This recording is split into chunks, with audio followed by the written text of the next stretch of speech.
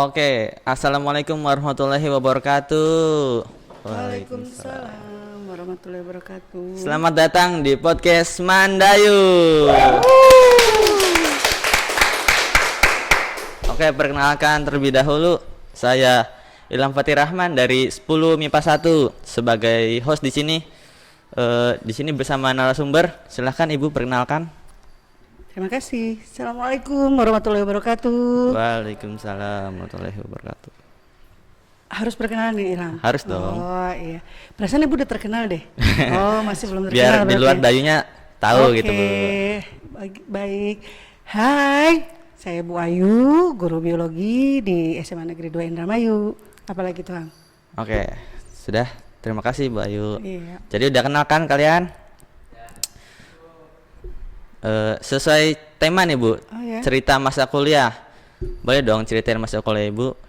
Apanya nih? Sebelumnya saya tanya dulu, Ibu kuliahnya di mana sih Bu? Di mana ya? Di mana ya? Ayo di mana tuh? Ibu berapa kali kuliah ya? 1, 2, 3. Banyak banget. Carilah ilmu sampai liang lahat. Oh, iya. Benar. Jadi jangan jadikan ibu yang sudah tua saja masih mau untuk kuliah, belajar. Jadi harus tetap belajar. Iya. Ibu lulus SMA tahun 87, mungkin kalian belum menjadi apa-apa saat itu. Kemudian ibu masuk ke salah satu perguruan tinggi yang ada di Sumedang, yaitu Universitas Vinaya Mukti. Ibu ngambil jurusan sosial ekonomi atau agrobisnis pertanian. Aneh kan? Kenapa sosial ekonomi atau agrobisnis pertanian sekarang duduk di depan Ilham jadi guru biologi? Nah, itu yang dipertanyakan Ibu. Nah, akhirnya waktu itu Ibu 4 tahun lulus dari S1. Dan Ibu mencari pekerjaan di mana-mana. Akhirnya Ibu mendapatkan sebuah keasikan pada saat berkerumun dengan anak-anak muda. Jadi Ibu terpanggil untuk masuk ke dunia belajar mengajar. Dengan tanpa ada basic pedagogik ya, cara mengajar dan lain sebagainya. Sehingga saat itu Ibu mengambil lagi di universitas terbuka, yaitu mengambil akta 4 atau yang disebut juga dengan sertifikat untuk mengajar. Ibu kuliah pada saat itu, dan Ibu masih harus kuliah lagi karena Ibu S1 pertanian dan Ibu dihadapkan dengan mapel biologi ya saat itu. Banyak sekali yang Ibu ingin menggali lebih dalam. Untuk itu Ibu akhirnya mengambil lagi kuliah lagi di Universitas Kulingan, yaitu pendidikan biologi. Jadi 3 kali yang kuliahnya. Seperti itu. Oke, mau tanya lagi nih Bu.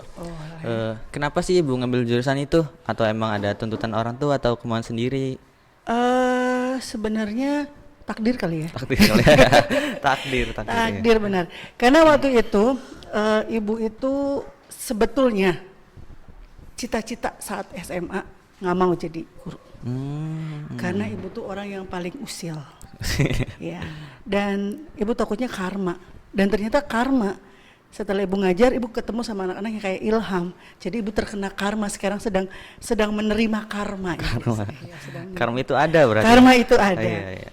Waktu itu memang betul, Ibu dulu ingin mengambil psikologi karena Ibu itu asik melihat kok orang tuh bisa gini sih, orang tuh bisa seperti itu sih, sehingga Ibu ngambil mencari perguruan tinggi yang ada psikologinya. Ibu waktu itu ngambil di Unpad, nggak lulus, kemudian Ibu juga mencari di perguruan tinggi swasta, tetap tidak lulus. Waktu itu di Vinaya Mukti itu seperti ikatan dinas, tapi karena Vinaya Mukti itu milik pemerintah Provinsi Jawa Barat. Jadi diharapkan Ibu lulus dari situ akan langsung bekerja. Akhirnya Ibu masuk ke situ jadi wong tani.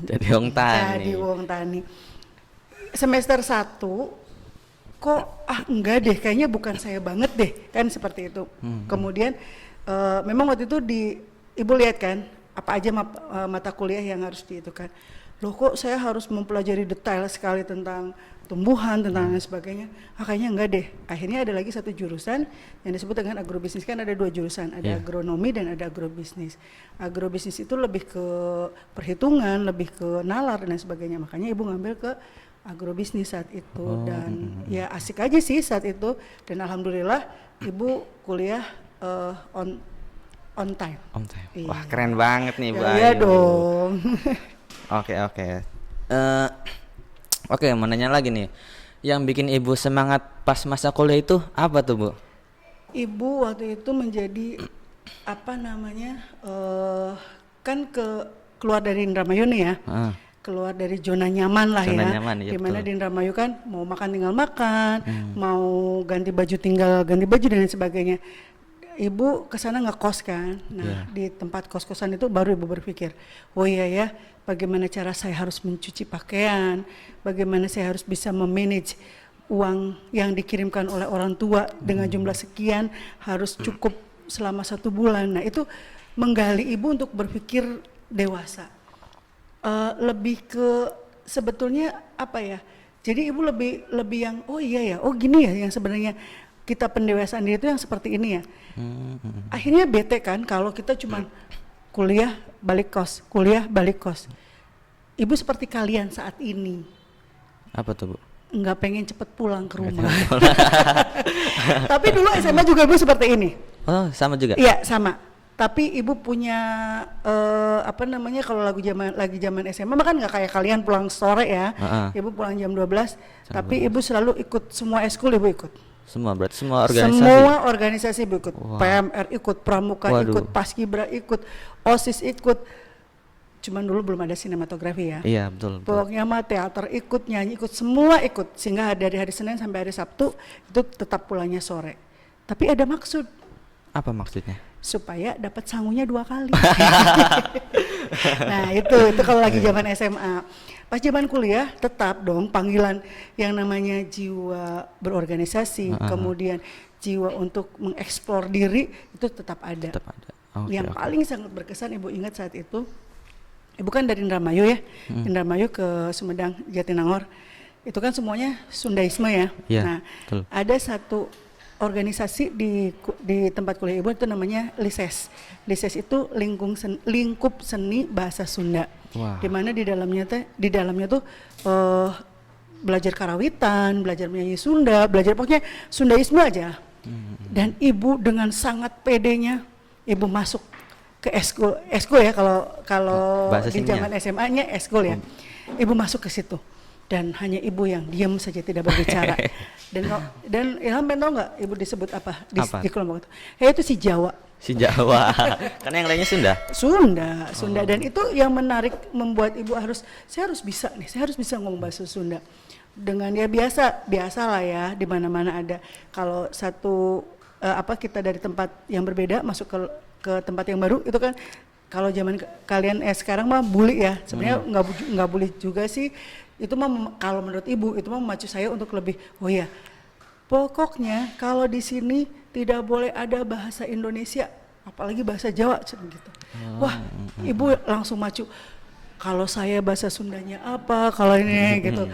Dan alhamdulillah Ilham masuk ibu akhirnya itu bisa di semester 2 itu ibu alhamdulillah sudah bisa ya walaupun diajarin ngomong Sundanya kasar sama teman-teman yang usil gitu ya. Iya betul.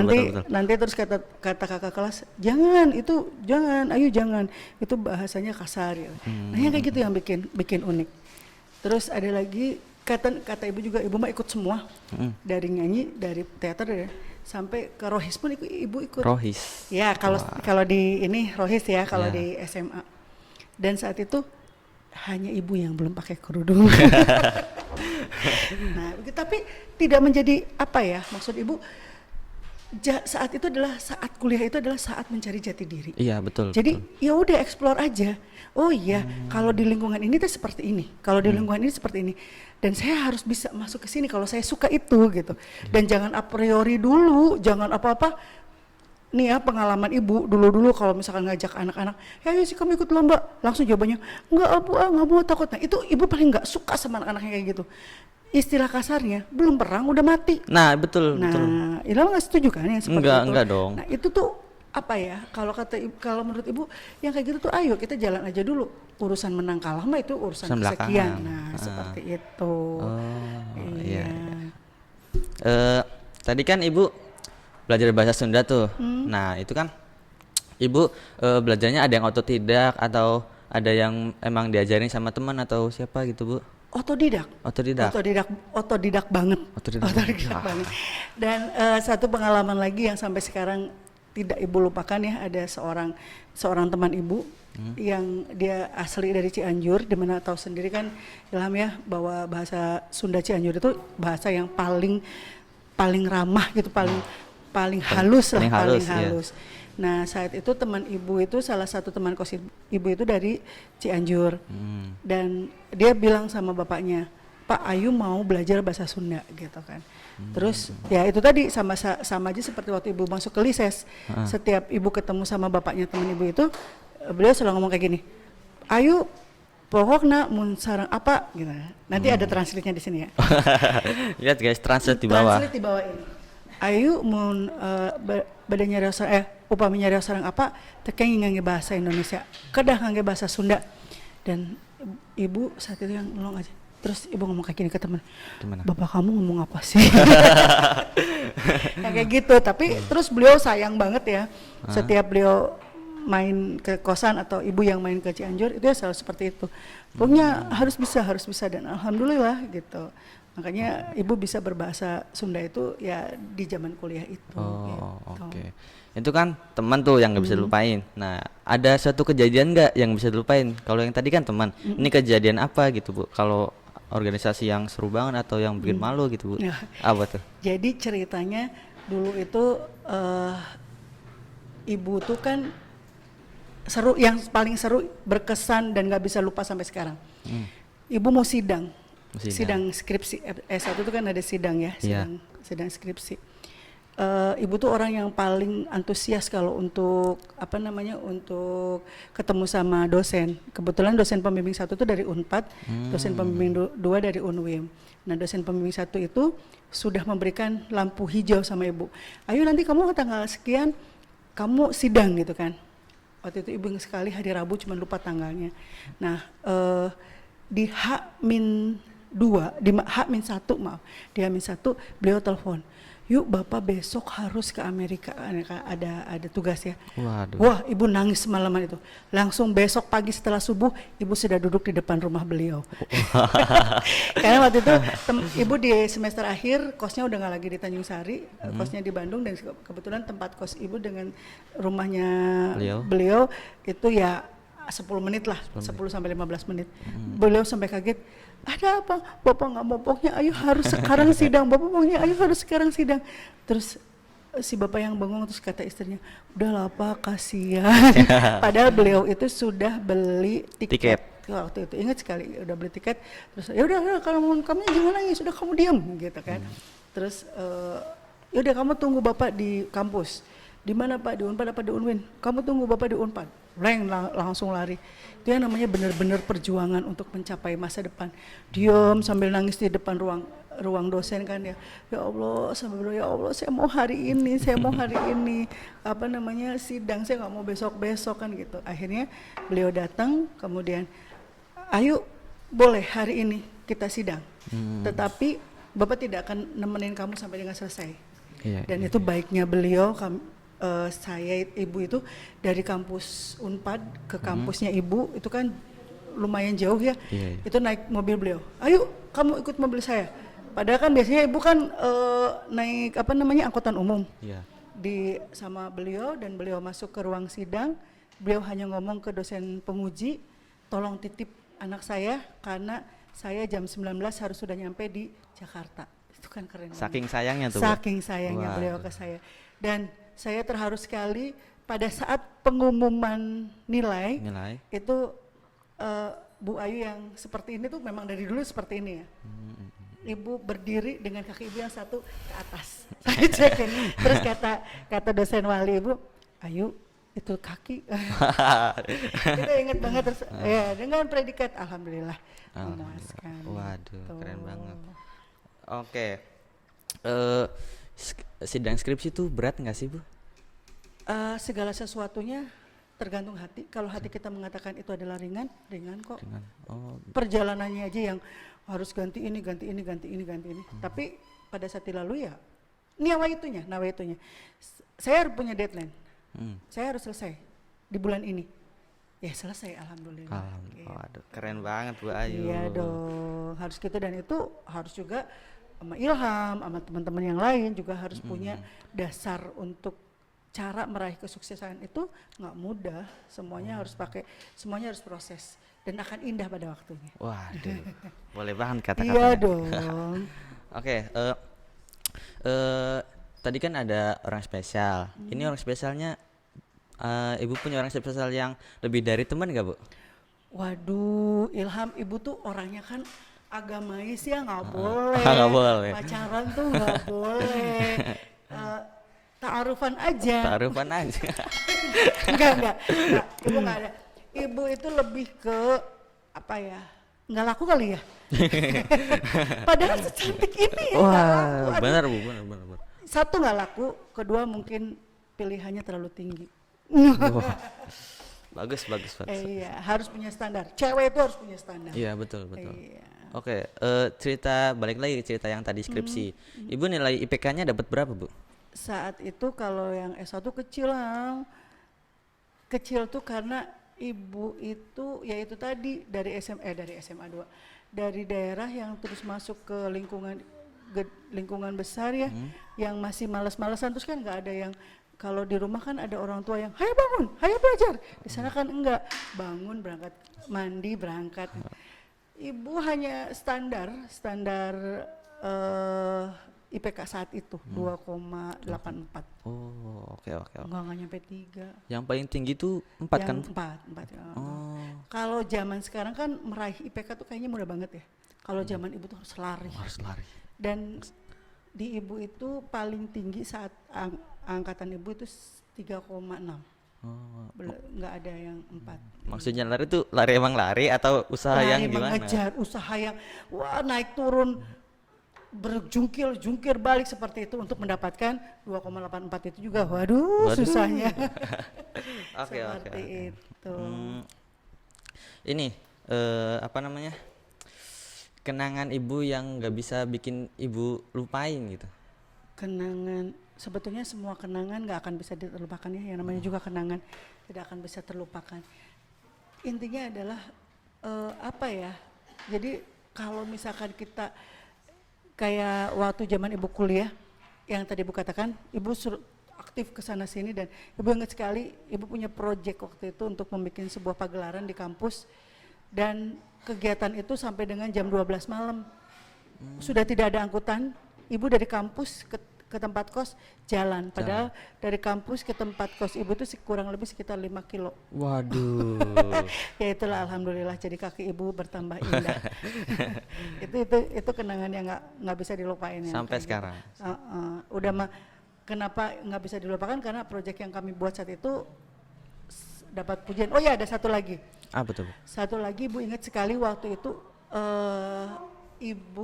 kami Senat itu mengadakan seminar. Nah, seminar itu narasumbernya Bob Sadino. Bob Sadino itu beliau adalah sekarang sudah almarhum. Beliau itu adalah petani yang sangat luar biasa. Wow. Kemudian beliau itu sudah punya lahan pertanian yang sangat banyak dan pokoknya keren lah. Tetapi satu hal yang bikin kami kagum, penampilannya tuh sangat low profile sekali. Dimanapun dia cuma pakai kaos oblong dan celana pendek. Nah, saat itu Ibu jadi panitia, kemudian Ibu itu waktu itu dikasih tanggung jawab untuk menerima tamu. Nah, di depan kan, pas di depan beliau datang kan, Ibu kan nggak tahu. Nah, itulah bagaimana kenapa kalau kita ngadakan sebuah kegiatan itu kita harus tahu narasumber siapa dan sebagainya, walaupun kita nggak kenal. Itu pengalaman banget. Ibu kan disuruh tuh ya, nih yuk nanti kamu pelajarin ya, ini narasumbernya adalah ini nih. Enggak, orang-orang terkenal kok gitu kan. Tapi kan nggak nyangka kalau yang orang terkenal itu ya lusuh gitu, yang bajunya ada sobeknya gitu lah, enggak, jauh dari kata orang kaya, dari kata orang kaya, jauh dari pengusaha gitu, jauh banget. Begitu datang, Mbak, di mana aula? Oh dengan cueknya Bu. Oh emang nggak Pak, itu di situ. Bapak peserta. Gitu kan. Terus iya Neng, bisa diantar Neng, Bapak bisa ngantar Bapak. Aduh maaf ya Pak, sayanya sibuk. Gitu. Udah kan?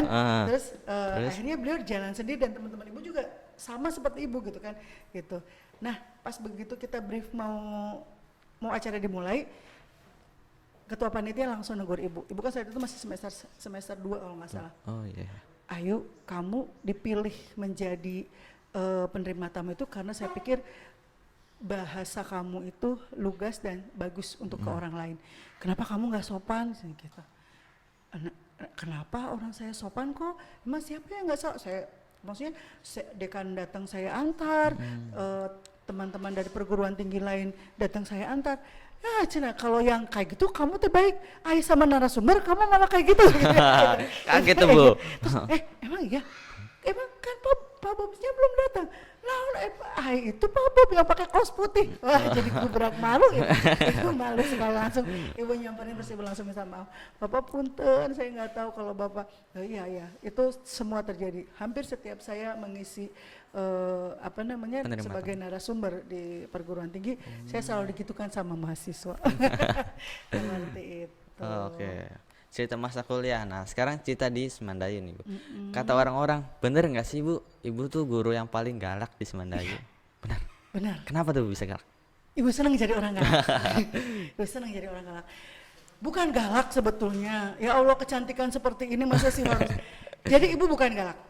Iya, mungkin terserah ya kalau misalkan dikatakan ibu galak nggak apa-apa. Tapi kegalakan ibu hanya satu. Meningkatkan kedisiplinan, karena disiplin itu dasar banget Nak, dasar kita untuk berbuat sesuatu. Seperti halnya kalian 2 tahun tidak sekolah ya, ibu lihat angkatan kalian atau angkatan kakak-kakak kalian, yang pertama attitude untuk bagaimana berbicara dengan teman, bagaimana berbicara dengan guru atau orang yang lebih tua, itu sepertinya tidak ada. Nah kenapa ibu disebut galak? Karena ibu menerapkan prinsip-prinsip yang seperti itu. Itu loh yang harus kalian lakukan. Ini nggak usah. Ini yang harus dilakukan. Ini yang nggak usah seperti itu. Iya, tujuannya satu, supaya kalian lebih maju. Seperti itu. Oke. Apa sih Bu yang suka ibu dari Semandayu tuh? Apa ya? Ya sudah mendarah daging, sudah berada di ruas-ruas jariku, sudah berada mengalir dalam tubuhku, di dalam darahku. Waduh, kata-katanya keren banget. Ya gimana Ham, ibu pertama kali belajar mengajar itu di SMA 2. Ibu paham betul bagaimana si anak itu, model anak seperti anak A, anak B. Wah itu ibu sudah paham betul. Makanya kenapa ibu tuh lebih peduli ke anak-anak dibandingkan dengan begini. Ibu ambil contoh misalnya kalau di Semandayu kan karakter anaknya anak yang lebih suka kegiatan ekstrakurikuler dibandingkan intrakurikuler. Ya ibu masuk ke kalian, masuk ke anak-anak yang seperti itu. Ibu tidak membuat jarak. Kalau di luar ya, ibu tidak membuat jarak dengan anak-anak. Kenapa ibu tidak membuat jarak? Supaya ibu tahu apa yang dimaui oleh anak-anak itu apa. Itu yang akan kita aplikasikan. Tujuan ibu hanya satu, membuat Semandayu itu unggul, membuat Semandayu itu bisa terlihat. Tidak hanya di kabupaten, ibu maunya bisa se-Jawa Barat, bila perlu se-Indonesia, apapun itu. Karena yang namanya prestasi tidak hanya prestasi akademik seusia kalian. Prestasi non akademik pun kalau digali dan hasilnya dan kemudian kitanya mau berusaha, insya Allah hasilnya maksimal. Iya betul. Yang penting usaha terlebih dahulu. Oke. Pasti semua orang itu Bu punya teman dekat atau bestie. Nah di Semandayu ada nggak nih Bu teman-teman atau bestie ibu dari Semandayu? Bestie. Ibu nggak punya bestie deh, karena semua guru itu adalah bestie ibu. Semua anak-anak juga bestie ibu. Jadi ibu tidak pernah punya orang-orang spesial, karena di mata ibu semuanya sama. Kan iya, betul. Kata Allah juga sama. Makanya jangan yang iya tuh Bu Ayu mah gini. Kalau sama ini enggak. Enggak. Bu Ayu tuh nggak suka sama kelompok ini, enggak. Karena sama semuanya. Atau misalkan di ruang guru, di guru ya, Bu Ayu tuh gengnya ini, enggak. Karena kita sama. Iya. Toh di hadapan Allah kita semua sama, gitu. Iya, Kan betul. apa sih yang dibanggakan? Misalnya, wah Bu Ayu tuh karena Bu Ayu tuh jadi Wakasek zaman dulu ya. Iya. Apa sih Wakasek gitu? Ah. Pribadi ibu loh ya, pribadi ibu. Wakasek adalah sebuah jabatan. Jabatan yang menurut ibu tanggung jawab yang berlebih. Tetapi kan bukan berarti saya lebih tinggi dari teman-temannya, enggak. Bahkan ibu tidak pernah mengaku diri ibu sebagai Wakasek. Oh. Karena jujur aja memang waktu ibu menjadi Wakasek itu karena jam ngajar ibu kurang. Nah sekarang setelah jam mengajar ibu penuh, makanya ibu nggak jadi Wakasek lagi. Seperti itu. Artinya apa sih yang mau kita banggakan?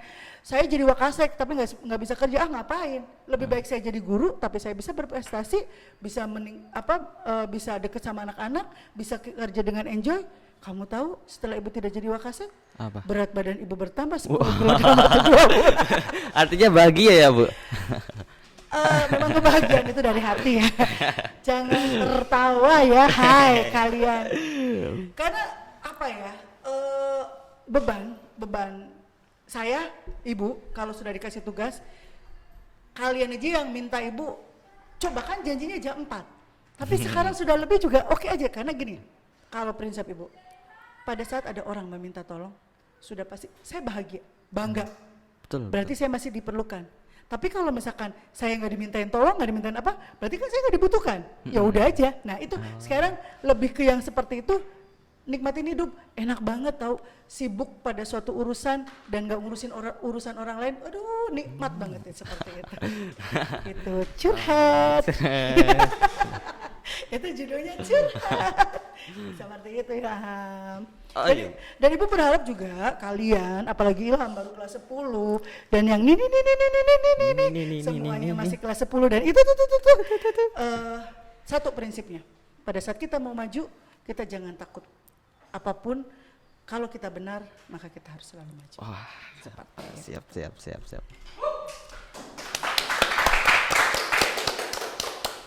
Ibu, kemarin kan ada kejuaraan yang Jabar, Piala Jabar Juara. Nah, saya dengar nih, saya lihat juga, Ibu nih jadi pemain di filmnya, peran di filmnya. Ceritain Bu, gimana tuh bisa kayak gitu? Itu karena seonggok manusia, seonggok manusia yang sebagai pembina kalian ya, itu Bapak Sopari itu. Dia itu memang tahu karakter orang-orang yang memiliki kemampuan. Jadi akhirnya, padahal tau nggak, ibu tuh nggak baca skripnya. Wah. Cuman gini, Boyu nanti itu ya jadi Bu Darmi ya, Bu Darmi tuh gitu kan, penjual nasi lengkong. Terus ibu harus ngapain? Ya udah pokoknya gini. Sudah. Dan baca skrip itu pada saat sudah akan syuting. Wih. Ya. Terus sayanya ngomong apa? Ya udah ngomongnya begini, ngomongnya ini, ya seperti itu. Ya itu tadi ibu bilang, pada saat kita masuk ke sesuatu apapun itu, kalau kita bekerjanya dengan sungguh-sungguh, ya Ilham bisa lihat sendiri kan hasilnya. Ya, nah, bisa dilihat. Itu. Wih, oke. Iya. Oke, tadi kan Ibu jadi peran Bu Darmin, Ibu. Nah, Ibu sebenarnya tuh ada rasa terpaksa nggak, Bu? Gimana ya? Jadi sebenarnya tuh ya yang namanya Pak Sopari itu tahu banget bahwa itu kan udah nggak kepake nih ya, udah jadi orang nggak kepake nih ya. Dia tuh kasihan kali ya ngelihat ibu yang cuman lelayan di koperasi, jadi dia kasih job sama ibu gitu. Karena sebetulnya ibu tuh punya Bu itu punya sesuatu yang harus dimunculkan. Kan nggak dipakai kan? Ya udah yang pakai tuh Pak Sopari dan timnya itu nggak sopan itu padahal. Ya karena apa? Karena ya kayak gitu. Oh ya, Bu itu nggak pernah bisa diem nak. Kalau diem sakit. Bu itu nggak bisa diem. Kalau diem, maksudnya gini. Dulu full ya, yang namanya kerja itu full time sampai kadang-kadang beberapa teman, terutama ibu-ibu suka ngomong kayak gini. Mana sih waktu kamu untuk keluarga? Suka kayak gitu juga kan. Terus ibu bilang, maaf ya, saya yang punya keluarga dan suami saya is oke kok, nggak masalah. Anak-anak saya juga, dan saya tidak membiarkan anak saya ke jalur yang jelek dong. Anak-anak saya juga is oke kok, dan suami saya juga tahu kalau saya bekerja itu ini yang saya kerjakan. Nah, seperti itu. Jadi kalau ibu dikasih tanggung jawab, all out, harus ya tuntas seperti itu. Okay. Nah, Pak Supari itu mungkin sekarang melihat Bu Ayunya nggak laku lah ya, nggak laku. Jadi ya udah, akhirnya disuruh main film. Gitu. Oke nih Bu, kan ibu tadi main film. Boleh contohin nggak adegan filmnya Bu? Yang mana ya? Salah satunya. Yang jualan ya, yang Jualan ya. Ibu. Ibu berdiri nih ya. Iya silakan. Oh, nggak ada lawan mainnya dong. Oh, gini aja deh, yang pertama aja. Ceritanya tuh si Bu Darmi tuh punya anak. Anaknya tuh cewek satu. Ceweknya tuh cantik kan, dan dia lagi mandi. Terus ibunya tuh sambil beberes ini mau ngelipetin ini. Nok, wis adus turun. Wih. Gege, mene, Mimi dandani. Waduh. Nah, itu adegan pertama ya. Terus ibu dandanin si anak ibu itu. Terus ibu inget, oh ya, duh Ayu temen anaknya Mimiku ya. Terus kata dianya, ya iyalah Mimi juga Ayu. Ibu langsung makan. Satu hal lagi, satu yang bikin pada saat ibu menangis karena di cerita itu anak ibunya meninggal. Dan itu memang ibu dalam banget nangisnya karena berasa sekali kehilangan seorang anak. Itu sedih dan ibu ngayatin banget gitu. Ya memang sedih banget kehilangan anak itu. Aduh, wah udah nggak bisa diceritain deh. Pokoknya yang namanya kehilangan anak itu tidak lagi separoh, tapi 3/4 jiwaku pergi. Gitu. Emang benar. Dan itu ibu ungkapkan. Dan yang adegan yang terakhir pada saat ibu diberikan surprise oleh mereka, sebuah gerobak apa namanya? Angkringan. Itu memang sedih banget, kebayang seorang yang udah nggak mau ngapa-ngapain gitu ya, terus dikasih seperti itu sedih banget. Seperti itu. Maaf Bu, itu boleh dikembalikan. Iya, untuk itu ya Ilham harus ngomong dong, hei yang lain yang lagi nonton podcast kami, kalau kalian lihat nanti apa di Semandayu, apa di YouTube-nya saya atau di YouTube-nya podcast Semandayu, nanti kalian nge-like ya, dan jangan lupa like dan subscribe. Pokoknya doakan kami supaya kami bisa ke Bandung dan terima piala. Amin. Biar Bu Darminya jadi orang laku lagi. Oke Bu, sebelumnya kita udah nyiapin satu games. Mana nih gamesnya nih? Gamesnya makan dong. Makan. Ini gamesnya raba-raba manja. Tepuk tangan dulu. Ilham, ini di luar skenario. Kamu jangan suruh ibu menyebutkan. Itu yang harus saya sebutkan, yang harus ibu lakukan. Silahkan, apa nih yang ibu tahu? Ibu kan ibu yang pasti biasa masak di dapur dong. Gimana ya, ibu tuh orangnya sangat rajin ya. Setiap harinya tuh masak untuk suami, untuk anak-anak tercinta gitu kan. Tapi Ilham, jangan disuruh ibu menyebutkan nama. Itu kan bumbu dapur ya Ilham? Iya betul. Tahu ini? Kunyit. Oke. Tepuk tangan dong. Chef. Kalau ini apa nih Bu? Dipegang ya? Boleh. Dicium? Boleh. Dimakan juga boleh. Nggak mau. Ini teh. Ilham, kamu menjatuhkan. Atau lengkuas kan? Lengkuas. Betul. Tepuk tangan. Ini jahe. Iya betul. Nama baik mahasiswa pertanian. Ini jahe. Oke. Gimana ya? Itu kan yang ibu lakukan sehari-hari. Waduh, masak terus nih Bu. Oke, terima kasih Ibu Ayu. Iya. Oke, sebelum kami tutup, saya sudah menyiapkan pantun terlebih dahulu. Tepuk tangan dong. Gini pantunnya. Mari kita menjaga badan dengan olahraga. Cakep. Lupa. Aduh lupa. Apa ya? Ulang. Mari kita menjaga badan. Mari kita menjaga badan. Cakep. Menjaga badan dengan olahraga. Cakep. Undur diri saya ucapkan. Cakep. Untuk para penonton semua. Baik, Bu Ayu, terima kasih karena sudah Sama-sama, meluangkan waktunya Ilham. sini. Penonton juga terima kasih yang udah melihat. Iya.